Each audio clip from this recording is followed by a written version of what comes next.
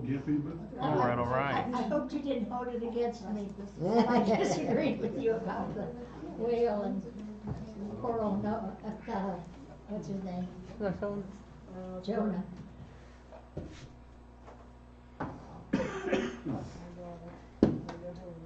Is everyone doing okay? Yeah. It's a day. It was a day. Had a busy day, but a good day. But it was busy. It's good to be with you all. I've been really enjoying our study of Ruth. I'm making sure everything's here. I think I'm live. Hope so. It's going to be fine. And I've been, today in particular will be an interesting chapter. And I had some work cut out for me. And I'm still not sure how it's going to be fine. So, Now, did you figure out why she stepped to his feet? well, we're going to talk about it. We're going to do our best. So, all right. Let's hop in. I want to keep it around an hour-ish. Hey, come on in. So, let's do some last time on Ruth, right? And we'll look at what happened. We'll do some recapping, and then we'll start with a prayer, and we'll hop into chapter 3. There's only really like 2 or 3 things I want to drill into, and then we'll just have some conversation, I think. And if we wrap up a little bit early, great. And hopefully we won't go an hour and 15, hour and 20. It's too long. So we'll try and keep it tight. It'll be good. So chapter 1, we will remember together. Elimelech and family, the guys, travel to Moab, and they all die. Yeah. Widowed, Naomi and Ruth return to Israel. In particular, they come back to Bethlehem. House of bread, right? That's literally what Bethlehem means. Chapter 2, Ruth gleans. That means picking up. This is kind of she needs food. So Ruth gleans in Boaz's field, and Boaz shows kindness. And the Hebrew word there is hesed. Shows kindness to Ruth. Enter chapter 3. But before we get into chapter 3, shall we begin with a word of prayer for this evening? Gracious Lord, we just pause for a moment. All of us are coming from different spots in the day, different rhythms. Some of us had good days. Some of us had bad days. Some of us had great days. And some of us have days that we don't want to talk about, and everything in between. So Lord, during this time, we pray that you would meet us where we are, and that you would speak as we are thumbing through this old book of Ruth, wondering what you have for us this evening. So Lord, may these words come alive, and may we understand the lessons that you have for us within these pages. We pray this all in your Son's name. Amen. Okie dokie. I always like to pick up with the previous verse, and we'll slide in to kind of remind us where we were. So Ruth chapter 2, verse 23 says, So she stayed close to the young women of Boaz, gleaning until the end of the barley and wheat harvest, and she lived with her mother-in-law, which is a certain special person who can do that. But, all joking aside. See, your mother-in-law lives with you. I want to do my due diligence. I don't want to spend super long on this because we have touched base on it. We've touched base on seasons, and we've touched base on rhythms sort of in the Jewish year. But I think I'm going to say some words real fast. So I spent 4 years in undergrad studying biblical literature, and then I spent 5 years in seminary, so that's 9 years, and I've been in professional church world since I was 18, so I'm almost 20 years now. So if I spent 9 years of education and 20 years in church world and something's still confusing to me, it might be confusing to you. I'm just throwing that out there. And some of you might have a better grasp than me on some of this. So when I want to circle back around, it's not because we need to master it. It's because I just want to refamiliarize myself a little bit and just say, okay, I have a better grasp. I don't understand it, and we're going to move on. So, like, for example, I just want to go back to, and I don't want to click because I don't want you to, hey, y'all, come on in. There's some chairs, there's 2 in the corner, and some there yet. There with him. Over here. And so I want to talk about kind of the rhythms. So, for example, right, we are on, let's just talk about our calendar, shall we? Should we test the knowledge in the room? Could be fun. Does anyone know what our calendar is based on? The moon. I've heard. It's not the moon, all right? Well, no, it's really interesting you said that because the Jewish calendar is based on the moon. So our calendar is based on the sun. Yeah. So we have different days than the Jewish people do, since theirs is based on the lunar calendar. You see how this is already really confusing? Like, it's a simple question like, what's our calendar based on? And we're like, I don't know. I just know Monday, Tuesday, Wednesday, Thursday, Friday, Saturday, Sunday. I know the date, but like, okay, it's a Gregorian calendar. Before that, I think it was the Julian calendar, based off a different emperor. I think. This is my knowledge, right? I'm working here. I know we have 12 months. I know January didn't really exist originally, and it was inserted into the calendar because of an emperor in Rome, I think named Janus. But on top of my head. So Thursday, I know, is Thor's day. Thor, the Norse god. And that's when you'd venerate that god. Tracking with me? Interesting? Maybe not? Okay. Some of you are like, don't care. Don't care at all. Right? And I'm like, this is really interesting. It's fascinating. So, like, if I asked you, because there are rhythms in the book of Ruth.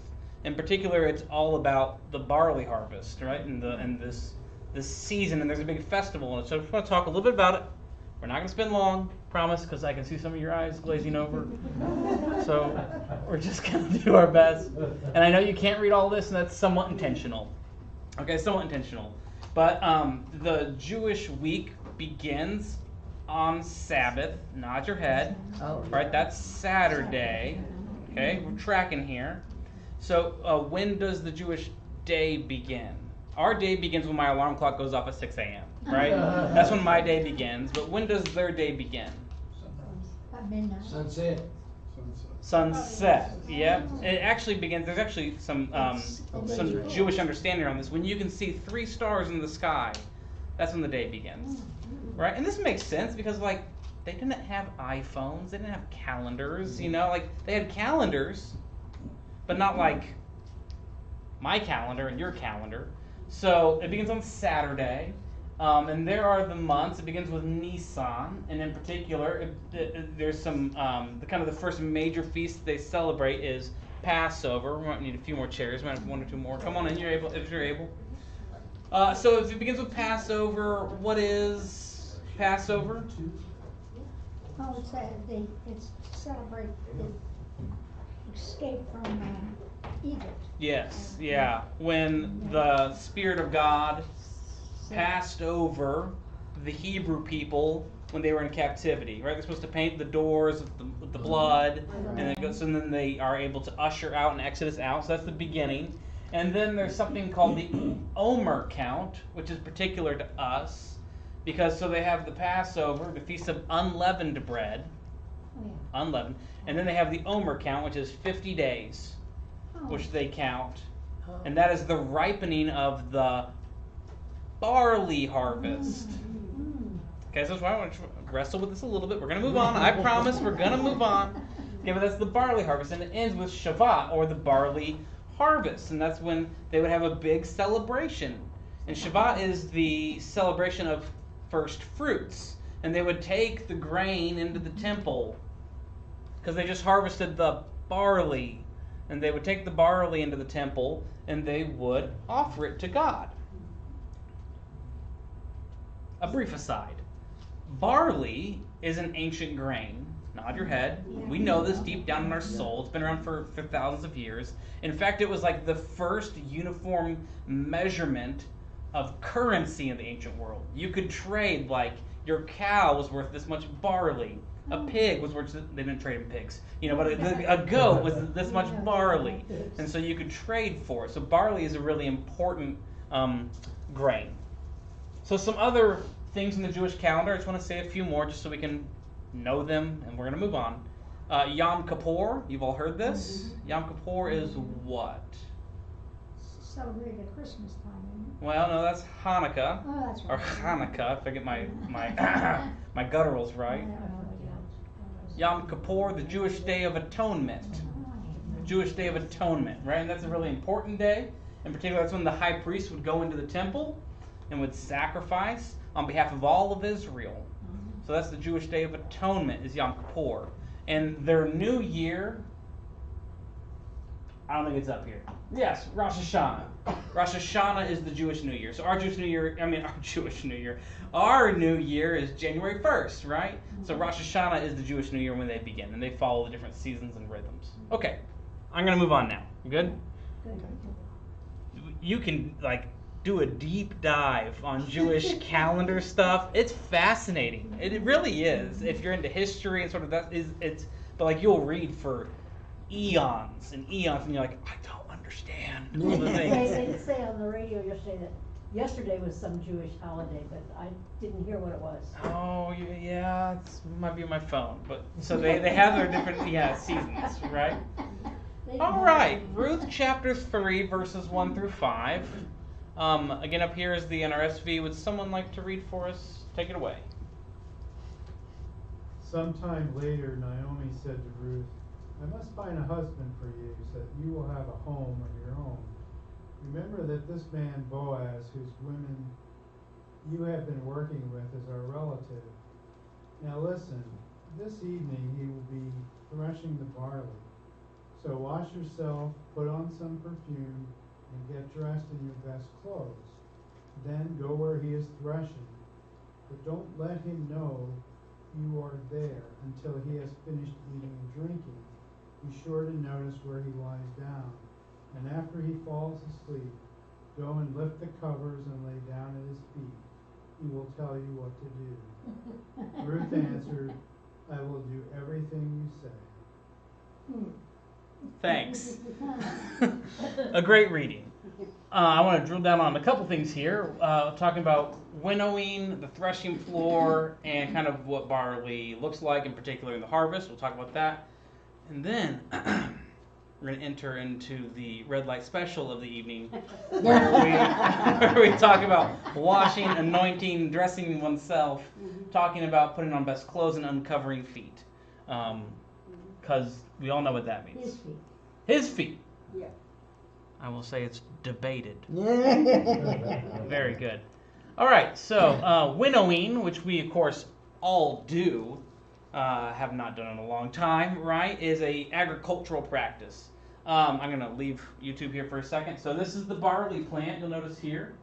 And barley and wheat are from the same grass family, and they are, an ancient grain. And barley is a more a hardy plant than wheat, so you can grow it earlier in the year when your weather's not ideal. It also has a more distinct flavor, and those of us who partake in Scotch know this.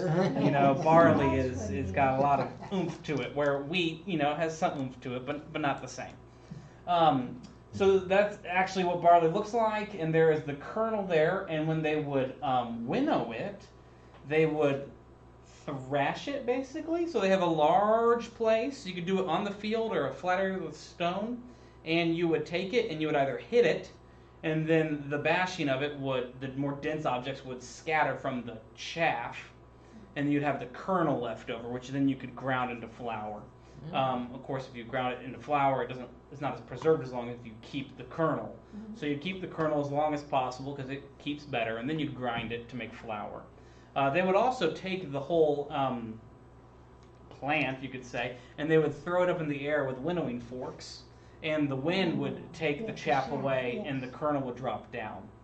So there's multiple ways to do it, but they still practice this in all parts of the world.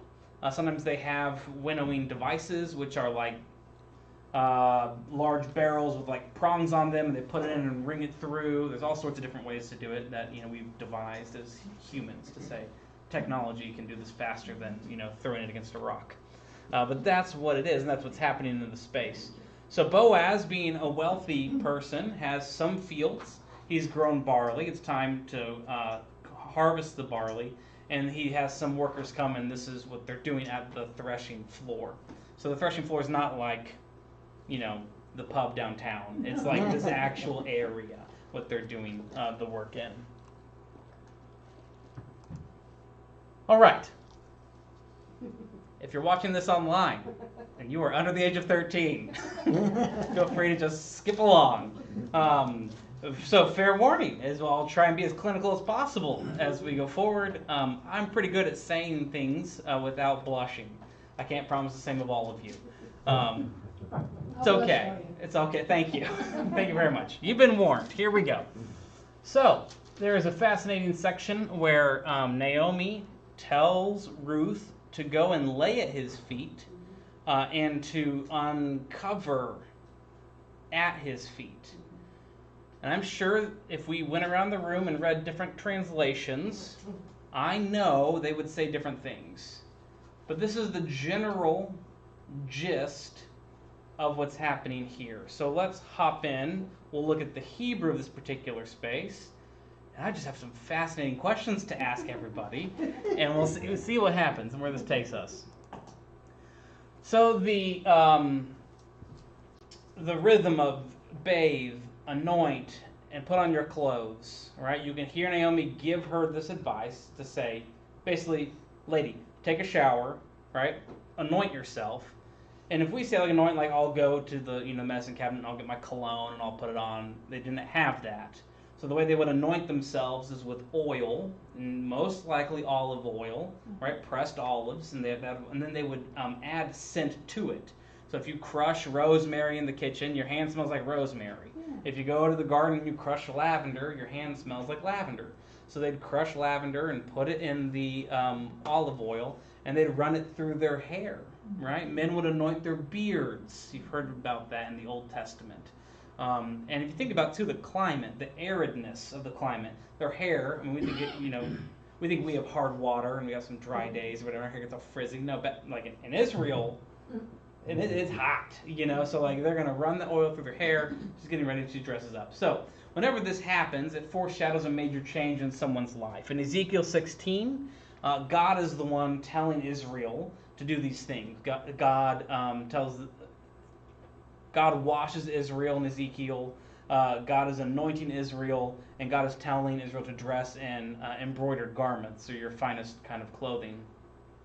Naomi's telling Ruth to make herself attractive here, and something that's been an undertone in the story is that she probably has been in widow garments this entire time, right? Her husband died. It was a while ago. She's come back to this foreign land. She's traveled to this foreign land, so she's probably dressed in her widow's garments, which happened elsewhere in the Old Testament. I think Tamar wears widowed garments for a long time. Let's pause for a moment. There's two Tamars, and we're going to talk about them tonight interchangeably, and they're incredibly important to the story and understanding Ruth. The first Tamar is in Genesis. Nod your head, right? Sure. Right, and that is Judah. And that's their connection. That's the other example of a Levirate marriage, kinsman redeemer. So for those of you who might have missed that in week 1, I'll do my best to recap. Judah is supposed to go and marry Tamar, and he doesn't do so. And so Tamar disguises herself as a temple prostitute. Can't make these words up. Remember, we are in the PG-13 R-rated section of the evening. And then they sleep together, and then other things happen. So it's complicated, but that's the basis of the story. The other Tamar is David's daughter, and she is raped by somebody else, and David is furious. So he gets all the boys together, and they kill the rapist and their entire family. Nod your head. There is sanctioned killing in the Old Testament. It is a brutal story. And so these will help us to understand what's happening a little bit in tonight's story. So Tamar in Genesis, the one who's connected to Judah, she wears her widow's garments for a long time. She takes them off and disguises. Thank you. And disguises herself as a prostitute, and that is how she is able to actually enact the law, right? That's how she gets Judah to sleep with her. So here, do you hear the kind of connection? Ruth is probably in her widow's garments. It doesn't say. And she's told by Naomi, says, girl, you need to change your clothes. Right? It's time to go. Let's go. And she says, okay, I'll do exactly what you say. So she bathes, anoints, and dresses. It's signaling a major change in the story when you hear those words. Right? Bathe, anoints, dress. Another time it happens is with King David. David sleeps with Bathsheba, and then the product of that union dies, right? Their infant son dies, and David is he's torn up about it. Mhm. So he covers himself in sackcloth, he covers himself in ashes, and he mourns. And then after a period goes on, he bathes, he anoints himself, and he dresses, and he resumes his duties. This is the rhythm of the biblical story for these people when they have a major change in their life. So the author is saying, bathe, anoint, dress. Hey, pay attention, major plot change happening in your storyline, Ruth. And that's what's happening in this moment. She's told to go and lie down, which is kind of shocking, right? If you are, let's just say you're a first century Christian reading this, that's shocking. And if you are an older non-Christian, if you're a Jew reading Ruth in a Jewish context, it's shocking. It is a euphemism to go lie down. I lie down with my wife, and we're not sleeping, right? We're copulating. So that's what is the undertone to this passage. Go and lie down. It's not explicit, but when it's generally used in this context, it generally connotes sexual activity between a man and a woman. Nod your head. Okay, you're with me. I didn't know. Okay. It is I'm mentioned blushing. 8 times. 8 times in this chapter. That's a lot, right? Considering God is mentioned twice in the whole book of Ruth. If I say God once at the beginning and God once at the end, you're going to say, well, God has a role to play. But like Ruth, Boaz, Naomi, their names are used a bunch because they're the main characters, right? And if I constantly say something like, hey, look out, look out, look out, look out, look out, look out, I probably want you to know you should look out. So this repetition of a word over and over again is meant to get the audience's attention. So lie down is used 8 times. And there are other times when it's densely populated in other portions of Scripture. One is with Lot and his daughters, where they are to lie down. Now let's draw another connection here. Ruth is a Moabite, and the Moabites are a descendant of Lot. Oh. So, you can hear it's charged already. You should go lie down, lie down, lie down, lie down, lie down. And you're a Moabite. Do what your people do. I mean, this whole passage is just freighted with opportunity to talk about things, right? So that's another passage to consider. It's mentioned 8 times between David and Bathsheba. Okay. Right? David and Bathsheba lie together 8 times. And it's mentioned 6 times with Ammon's rape of Tamar, Tamar being David's daughter. So these are all very sexually charged passages. It's in the Bible. I'm not making it up, right? However, there are places when the word lie down is used. Just so you all know, we are on slide 1 of 3, so we're going here. It's good. There are places where it's used, lie down, and it's not sexual. For example, in Genesis 28, Jacob lies down, and he's alone. So we know it's not between a man and a woman, right? He's just lying down. Usually when a man and woman are involved, it has a sexual connotation. Questions so far? The door is right there if you need to make a run for it. We're doing okay. I think what was confusing when it said, I think it said she was to lie down at his feet. Yes. That's the part, and then uncover his feet. So that's the part that gets, Right. I'm thinking, well, that's uncomfortable for her. Yeah, but wait, there's more. I'm a stone for Act now, and you can get slide 2 of 3. Okay, so she's told to uncover. Yeah, his feet. Uncover his feet, and the Hebrew there is, we'll just say, confusing. I have multiple commentaries, and they all talk about different aspects of this, and how it is fraught with sexual tension, but not necessarily explicit activity, yet there's a lot of euphemism and uncertainty. So if what I said made no sense, that's what this passage is talking about.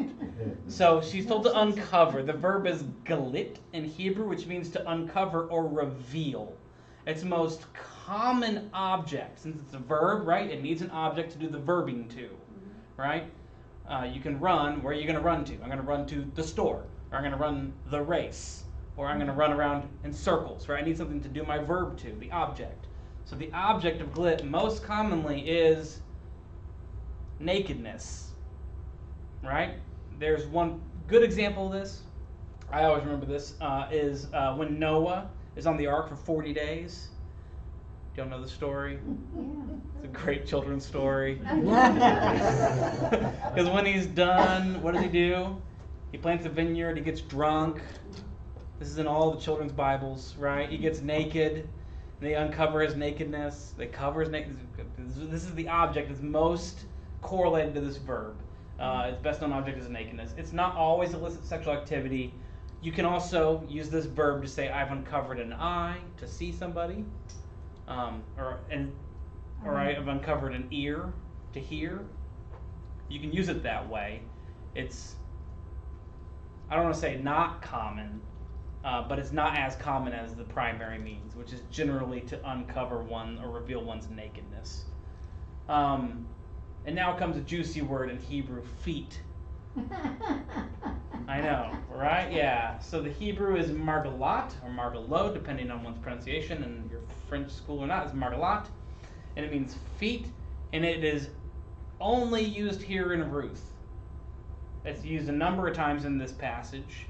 It's used one time in Daniel 10:6. And in that passage, if someone's interested, you can look. We don't have to read it, and it's usually associated with that in that passage with their arms, which is interesting.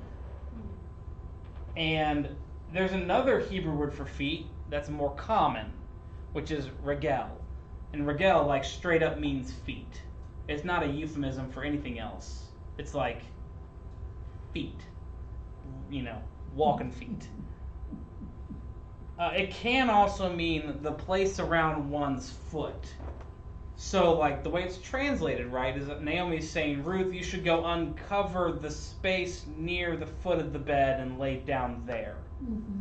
That would be an accurate translation, but not entirely, shall we say, faithful to other uses of the words.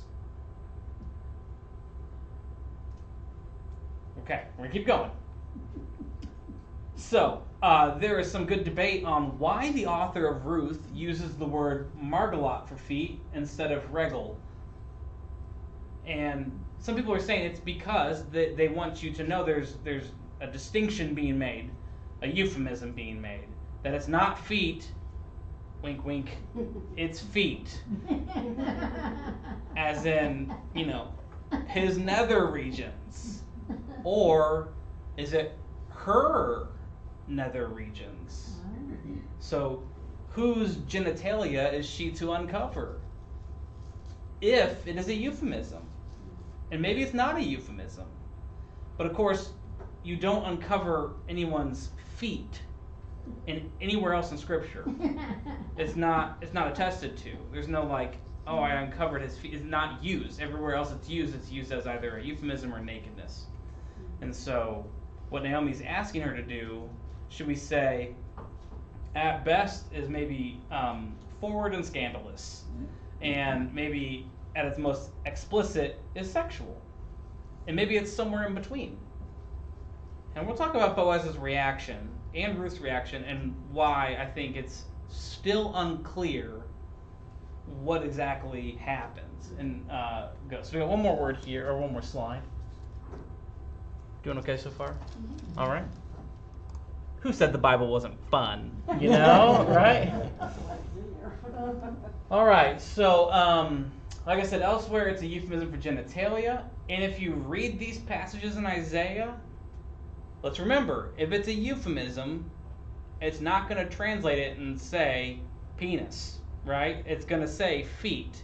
So in particular, one of these, Isaiah 6, talks about the cherubim, or the seraphim, I forget which one, and about how they have 6 wings. And with 2 they cover their eyes, and with 2 they fly, and with 2 they cover their feet. Oh. Not feet. Feet. Right? And then Isaiah 7:20 says it's about shaving. The Bible's fun, right? And it talks about shaving the hair of their feet But it's not feet. Right? So we have people, yeah, thumbing through this is just interesting. It's a euphemism, right, for genitalia. That's how this word is used in Scripture. So, I would love to pause, and I just want to read some scholarly excerpts for you all. Then there's some thoughts on Tamar and Judah and Moabites I have, and then some conclusion, and then we're going to move on. We're going to circle back because there's a whole entire rest of the chapter where they talk about this stuff. So, all right. I'll never read it the same. I'm sorry. I ruined it for you. I know, right? Okay. So, just truth in advertising. This is a commentary on Ruth from Kirsten Nielsen. That would be a lady. And if you're interested in where she studied, who she is, and all that jazz, I can say no one else in the room is but maybe me, so I'll leave it here if you're interested. I'm just going to read, just so you can hear the discussion. These are not schmucks, right? These people went to school for a long time. They are masters of Hebrew. That being said, what Ruth is to uncover at the feet of Boaz is not mentioned directly in the Hebrew text. The reader must draw a conclusion from the context and from other known texts. The general consensus hitherto has been the implicit object is either Boaz's feet, possibly understood as his genitals, or the place at his feet. But if we read the portrayal of Ruth's attempt to acquire a husband and children within the intertextuality to which it belongs, there is a further interpretation that gives far better meaning. What Naomi is urging Ruth to do is to go to Boaz, uncover herself at his feet, and lie down. The verb uncover is used in several passages in the Old Testament. It's pretty close. Right? Yeah. Nearly all the examples have a man as the subject and most often as a woman as the object. There are only a few places where men are spoken of as uncovering themselves, and the same is true of women. Yada, yada, yada, yada, yada, yada, yada. So, you can already hear some of the discussion, right? It's like, what is she uncovering? It's not exactly clear. Is it herself? Is it him? That's just one. If you want to read more, feel free to. I got a few up here. Okay, and I'm just going to read another one real fast. This is the Jewish Publication Society. This one is from a Jewish perspective, as the name would suggest. So, uncover. It means to uncover and reveal or be revealed. Its best known object is nakedness. And the term can mean to expose private body parts to sight, or when used euphemistically, to engage in illicit sex. And then it lists a number of passages from Leviticus and Ezekiel. Similarly, in Deuteronomy, to uncover a father's garment means to have sex with his presumed former wife. To be sure, it does not always have a sexual connotation. As we talked about, it can mean to uncover an eye or an ear and letting someone hear. So the word is used again in Ruth chapter 4. Let them uncover their ears to hear. It's a little confusing. Mm-hmm. And the word feet only occurs in Ruth and Daniel. And it refers either to the legs or to the space on the ground above them. Given the Bible's use of the related root word, elsewhere is a euphemism for genitalia. It could carry this connotation here, but it's not certain. I'll pause. Right? So you can hear the discussion and the scholarly debate that is unclear on the passage. I do think there are some things that we can draw attention to, and I think there's some interesting applications. I'm going to wait till my camera focuses again, maybe if we'll do it. Focus. Okay. So, I think there are connections that the author wants us to hear with the Tamar story and the Judah story in Genesis. And I think there are clear connections to Ruth being a Moabite and the lying down that happens in Genesis as well. Again, Ruth is like an origin story. It begins with a famine in the land. And so they go searching for food. This is what happened to all the patriarchs. And they all end up getting married, and they all end up having babies. And so this is a story about ancestors. And as such, this part of the story in Ruth chapter 3 lends itself to the telling. And we'll circle back to that, but I'm going to pause. Questions? Moral concerns? Trepidations? Thoughts? Okay, I'm throwing out, it's gonna be weird. Okay, well, I'm not sure. Okay, they talk about feet in other parts of the body. Mm-hmm. What word did they use when Jesus had his feet? So, we're going to be dealing with a couple things. It's a fantastic question. It is. Right? We're going to be looking at a Greek word as opposed to a Hebrew word. And so we would have a different language that we're working with. What we could do, we will remember that they took the Hebrew and they translated it to Greek. And so we can see if they use the same word. And then there are other places where there's less of a euphemism used to talk about genitalia. Which I know you didn't ask about Jesus, but you asked about his feet. But there's a passage in Ezekiel, it's a famous passage, I don't know if I can do it off the top of my head, Ezekiel 23 or something like that, where it's about a lover lusting after who's a member of a donkey and the emissions of a horse. Do you all know this passage? Just the Bible nerd in me knows this passage. And so you're like, well, that's pretty explicit. Is that word there? It's a different word that's used. So to answer your question, I think that there are just different words used for different contexts. Well, yeah, they washed Jesus' feet, and he washed their feet because they had been out walking and on their feet. And they were the only part of them that was really dirty. And yeah, so I think we would be wrestling with the Greek and Hebrew translation.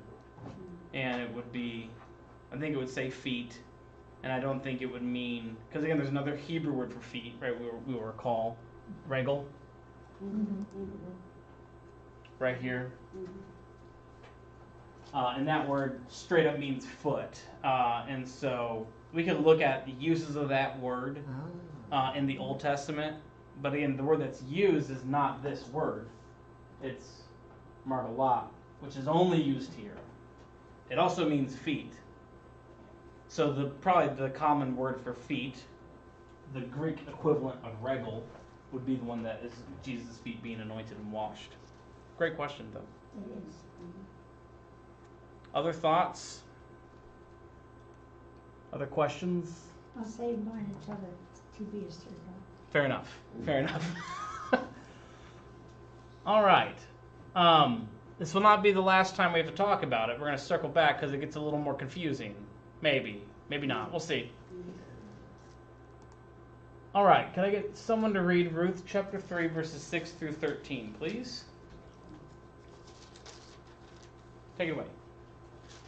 So she went down to the threshing floor and did everything her mother-in-law told her to do.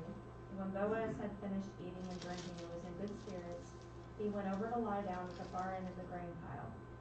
Ruth approached quietly, uncovered his feet, and lay down.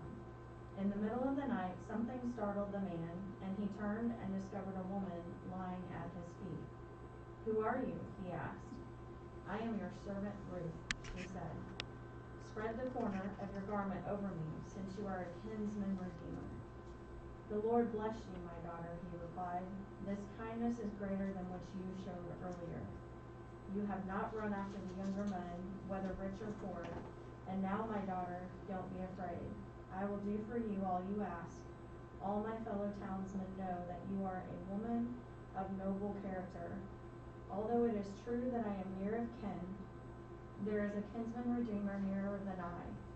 Stay here for the night, and in the morning if he wants to redeem, good, let him redeem.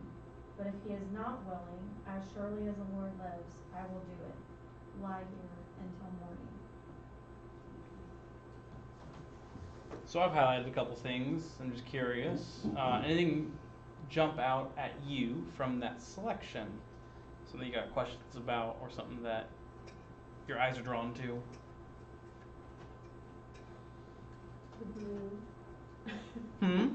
The blue, is that what you said? Change it. I'm just gonna put it all in black now. Yeah, she was kind of bold when she said, "Put your cloak over me," Yeah. which probably meant, She was. Well, Yeah, I think what's so fascinating is there's debate about what does that mean, and Means she's getting cold. yeah, right. I already uncovered. Put your cloak over me.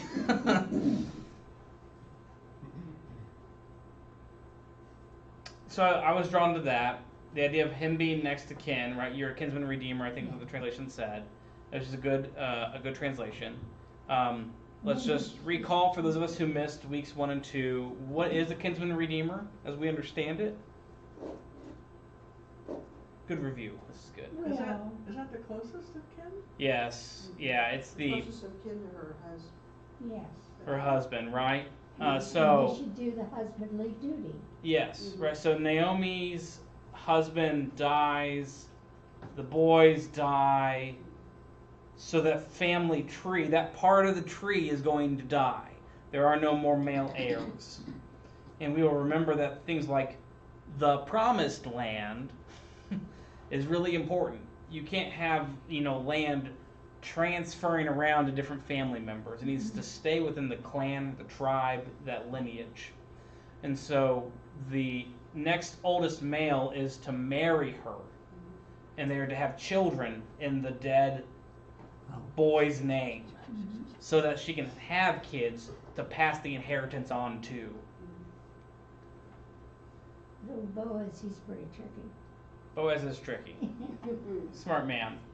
Now, again, the reason why this is tied, in my mind, to Judah and Tamar is because that's the exact same thing that happens to Judah and Tamar in Genesis. I think it's chapter 38. Off the top of my head, I forget. Right? He's supposed to be the kinsman redeemer for Tamar. Judah is. And he doesn't do it. And he is unfaithful to the law. And so when she is able to seduce him, for lack of a better term, and he is able to actually do his duty, Judah says to her, "You are more faithful than I." Mhm. And so this is an instant where it's the same setup. And as the author kind of wants you to ask the question, is it going to be like Judah and Tamar all over again? Is it? And Boaz, right, he answers her. He says, "May you be blessed by the Lord, my daughter. The last instance of loyalty is better than the first. You have not gone after young men, whether poor or rich. And now, my daughter, do not be afraid. I will do for you what you've asked." What has she asked? Spread your cloak over me. Be the kinsman redeemer. Do your duty. For all the assembly of my people know that you are a worthy woman. But now that is true. I am a near kinsman. There is another kinsman more closely related than I. Previously, we talked about the players, and then we had to amend them because all the players died. And so now we have new players, right? You have Naomi, she's the widow. The only one left is Ruth, that's her daughter-in-law, and Boaz, who's Naomi's dead husband's kin. Enter mystery man. We don't know his name yet.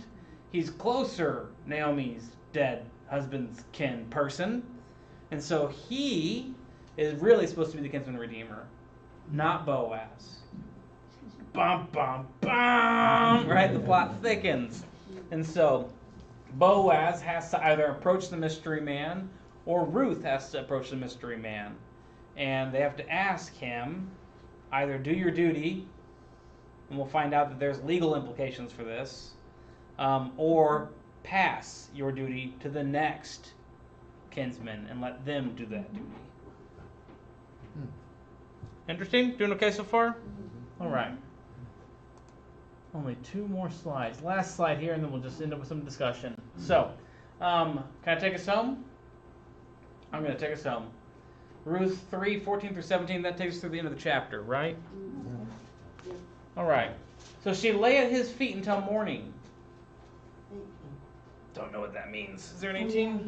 Yeah, we do. Oh, I got it up there. I just forgot to, correct it on my title You're the slide. teacher and you caught it. Typo. Embarrassing. Okay, so she lay at his feet until morning, but got up before one person could recognize another. Oh, in King James it says, because I was reading that verse, it says, "And she lay at his feet until the morning, and she rose up before one could know another." Okay. Before anybody could see them. Yeah, could see that they were Well, but together. there is a definition of know. Of biblical knowledge of one another. Yeah. To know, yeah, Adam and Eve, they talk about knowing. Oh. So before they knew each other, she rose and left. And he said, let it not be known that a woman came into the floor. So he said, maybe they didn't. Exactly, right? It's so good. Okay, so let's pause for a moment too and talk about this is the threshing floor, and it is historically known that like this was not a place for women. Boaz is surprised, right? He's not like, oh hey, expecting you, glad you're here, right? He's like, excuse me, what are you doing? There's a lot at stake. Either his integrity and honor is at stake, her integrity and honor is at stake. Because we will remember the ancient culture is one of honor and shame. That is their currency. And you have this whole entire thing happening at night, right? That is a biblical motif, right? In the New Testament, Nicodemus comes to Jesus at night because he doesn't want anyone to know he's there. It's done in secret. So this is done at night because other women were probably at the threshing floor. But they were not women like Ruth. They were other women. The oldest profession of women, right? They're there doing their job, you know? Okay, okay. It must not be known that the woman came to the threshing floor. I wonder why. Then he said, bring the cloak you are wearing and hold it out. So she held it, and he measured out 6 measures of barley and put it on her back. Then he went into the town. She came to her mother-in-law and said, this is Naomi, she didn't come home, right? This is like, sorry for flashbacks, y'all. This is like when your teenage daughter sneaks out, right? And then she comes home like, and you're like, where were you? No, but she says, how'd things go? How did things go with you, my daughter? Then she told her all that the man had done for her, saying, he gave me 6 measures of barley. For he said, do not go back to your mother-in-law empty-handed. Apparently he said that at some point in time, right? The text is just now telling us that's what he said. And she replied, wait, my daughter, until you learn how the matter turns out, for the man will not rest, but will settle the matter today. Just like that. Told you it'd work, right? That is the end of chapter 3. Because verse 1 of chapter 4, you'll see it right there. It says, no sooner had Boaz gone up to the gate and sat down there, than the next of kin, of whom Boaz had spoken, came passing by. Oh, I've been waiting for you. Got a quick question. Okay. That's really sneaky, though. Yeah. So I have some questions, some lingering questions about this. Let me just draw some observations for me, some things that I've wrestled with, things that I've thought about. One is, I think it's very unclear what happens at night between Ruth and Boaz. Right. I've read a lot of scholars, and there are a lot of people that would say, no, there was no sexual indiscretion, right? Because Ruth is a man of honor, Torah, law, and Ruth is now a convert to Judaism, and there's too much at stake here. They would never dare. Yeah, they would. Right? And I read a lot of other scholars who say the exact same thing. You got Yes. a widower who's Well, she's desperate. she's been without, and he's no other guy, and he's been without. Yeah, or the language here is and there's people who say this in the Hebrew, that Naomi is telling Ruth to effectively seduce him. He's right. You know, dress, anoint, bathe, put on your best garments, go down there, lay at his feet. It's at night. Do your thing, right? She comes back and she goes, how did it go? Tell me about it. You know, she wants to know all the details. There are people who say both sides of it, and I can see both sides in the text. I honestly can. And to me, it doesn't really matter, right? Because I'm not Boaz. I'm not Ruth. Not my monkey, not my circus. You know, so I don't care. You know, but I think it's a fascinating story. But it does raise some interesting moral things for me. And I'm just going to get personal for a second, right? So, I grew up in what I would call a primarily evangelical home, where one of the worst sins anyone could ever do probably was have premarital sex. And here is this story that's rather unclear about it in the Bible. So imagine, 19-year-old me reading the story going, oh my gosh, doesn't, what would Ruth's mother say, I was shocked to find the content in the text. And then I began asking questions. Well, then, is her conduct ethical? Is her conduct moral? Is Boaz's conduct moral and ethical? What is the story trying to teach us? I'm not sure. Even today, as I wrestle with it, as I think about it. It's just a story of how she got to be David's great-grandma. Okay, so yeah, I'm going to say it again so folks in the room can hear it. You're saying it's just a history story on how she got to become David's great-great-grandma or whatever. And we'll see in chapter 4, that is one of the points of Ruth. I would push back and say that there's always more to the text than that, in my opinion. But there are plenty of places in the Bible when they tell a story, and the whole entire reason they tell the story is so you know where the Temple Mount is. Right? Abraham, the binding of Isaac, and the goat, that's where they build the temple. They tell that story so that they know that God will provide at the temple. They tell this story so you know that this is David's lineage. But I think there's more to the story as well. And I think Boaz and Ruth's character are to be revealed. They're showing us, again, with the ties to Tamar and Judah and the ties to the Moabite, I think what the author of Ruth wants us to see is that this story, it's already happened. It's not like Lot and his daughters. No. It's not like Tamar and Judah. This is Boaz and Ruth coming together really to form someone after God's own heart eventually. It's a story of redemption and how God turns beautiful things out of a horrific beginning. The horrific beginning, we will recall, is famine and death. And out of it comes life and abundance. So, those are kind of my thoughts on this. I'm just curious. Yeah, sorry if I started preaching for a second, but that's sort of my thoughts. Okay, so I'm just going to go to my pretty title slide here with some, some wheat, barley, and all that jazz. Other thoughts you might have about this passage? I'm just curious. We got about 5 or so minutes. Show of hands. How many of you have known this story and knew all the details? Maybe one. This is new for some of you. Maybe most of you. Some of the details are new. Okay. Some of the details are new. So what's it like? Uncovering uncovering for yourself some of these details in the text. What is that? What do you think the story is about? Do you agree with some of my It's enlightening. interpretations or enlightening, interesting? Very interesting. Well, they talk about Boaz being a good man, a kind man, so he has a good reputation, as does Naomi and Ruth. So when you see this other context, it's hard to, like I've had Bible studies in the past, it's hard to answer some of these questions because Yes. you don't know the background. People say, I'm sorry, that answer's wrong. I'm going, well, why is it wrong? And so here again, no one knows. Yeah. So when you describe it and you know that how the reputation, it's just kind of surprising. Yeah. Well, Ruth is revered as one of the greatest women in the Bible. Yes. But Faithful.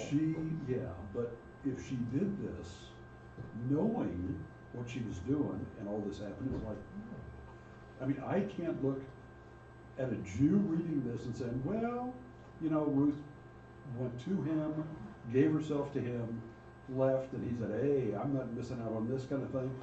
And so he said, but I look at him and her, and I think, if he said, you're a beautiful woman, I would love to have you as a wife, but I am in a position where there are other people that are going to be affected by this.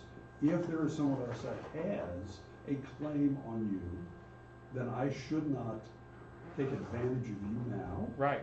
When I may be able to marry you, but let's find out what happens. And if I can marry you, I would love to do that. You're a beautiful woman, obviously.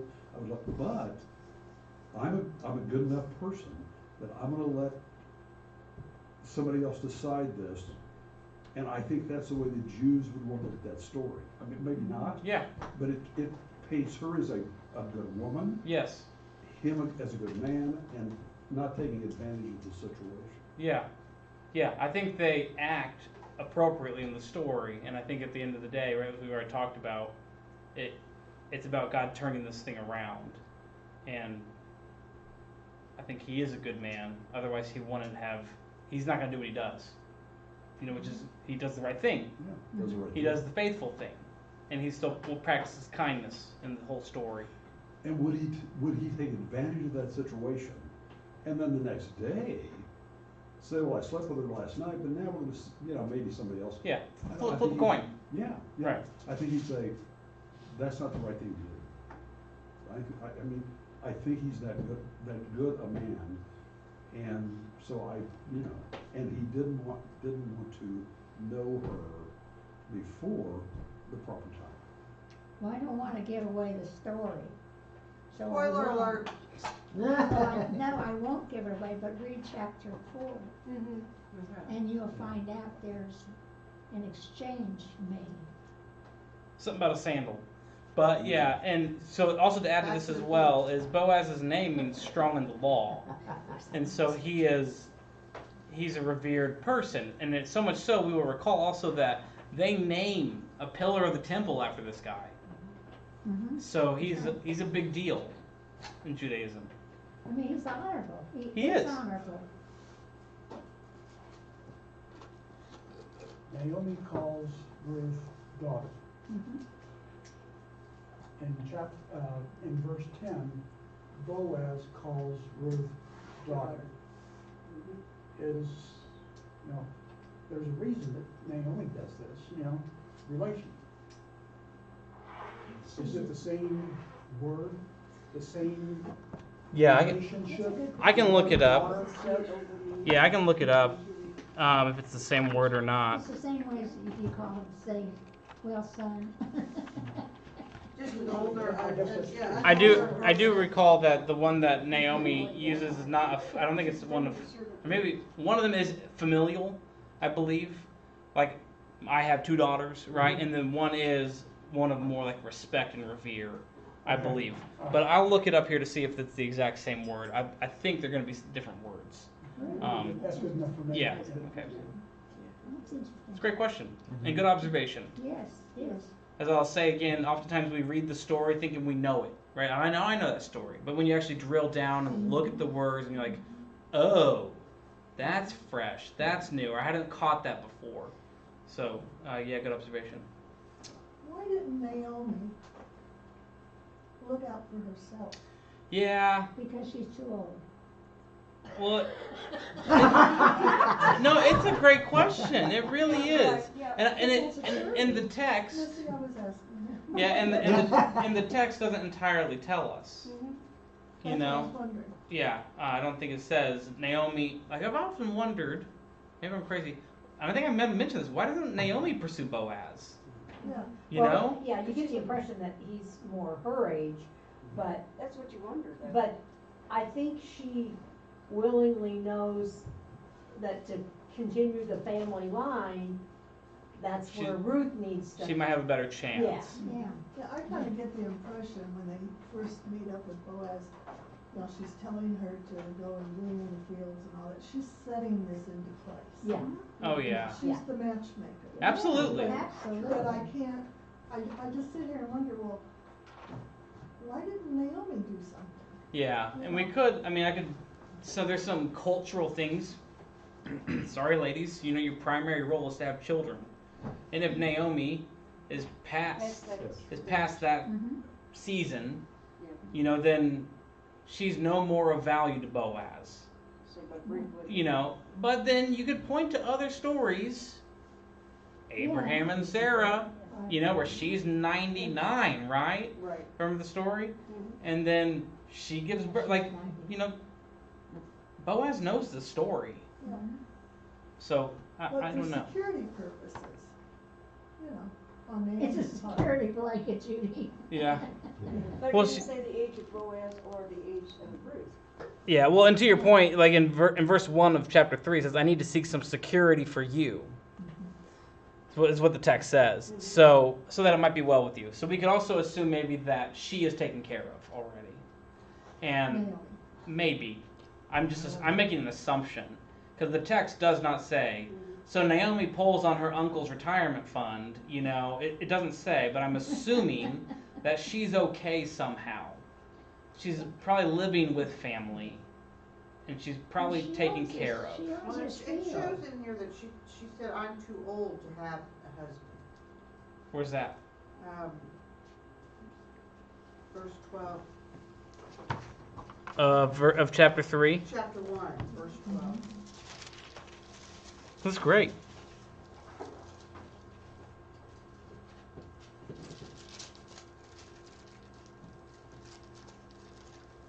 Yeah, turn back my daughter, go Yeah. away. I'm too old to have a husband. Yeah.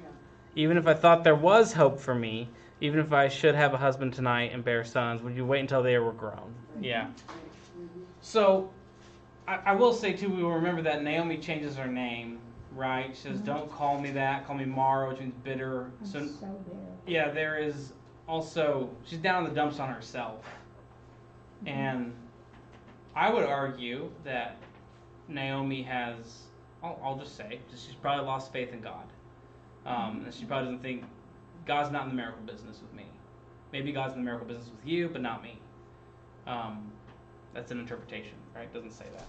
But does she think that if she gets Ruth set up, that Ruth is gonna say, my mother-in-law comes with the package? Well, she does. Well, possibly, yeah. Is it in there? I'm not the scholar that everybody else is in here. Mm. Well, I just but wonder. it's family, so he's going to take care of her if he marries her daughter. Well, I think it's important, right? And we did a good thing of here finding where it says it explicitly in the text. There are things that the text says explicitly, and there are things that are implicit. And I don't know if it says, "Here's my intention on setting you up with Boaz, so that I come with you." Also, I don't think it says that. I could be wrong. So it's a good question. I really think it is. It's good to wrestle with that relationship, because we know on the front end that Ruth is yoking herself to Naomi, right? Where you go, I'll go. Your people will be my people. And maybe we would assume that Ruth will return to the kindness, That's a wonder. yeah, that Naomi showed her. Naomi was a landowner also. Yeah, So she had she wealth has of her the own. land. So she goes back to Her Bethlehem for a husband- reason. Right. Her Yeah. husband has a lot of land, but she can't own it, so she needs a kinsman redeemer to own the land. Other thoughts? Nothing's changed I've from got then one. till now. I've got one thing, I'm not sure who produced it, but I was looking at my on-demand TV and I found, a Ruth story. Oh yeah. Yeah, and so it was pretty true to this, in that story, she laid at his feet, and, it appeared that they did the honorable thing rather than, but I'm not sure who produced it, so it was a very, probably fundamental Christian group that produced it, but it was a Who knows? very beautiful story, so if you can get on demand and, kind of watch it, it was kind of nice. And not to jump ahead, but in We're the jumping. chapter 4, You are jumping there's a ahead. verse that says, so Boaz took Ruth, and she was his wife. And when he went in unto her, the Lord gave her conception, and she bare a son. Yeah. So maybe So he that just would laid lead you to with her. believe that that is when They knew each other. they knew each other. So it was after they became man and I We think want you- to believe that, that's the He thing. wants wife. That's right, I'm trying to be a good person. I think you could absolutely. I think it's there. I think it's clear. I'm left with the. I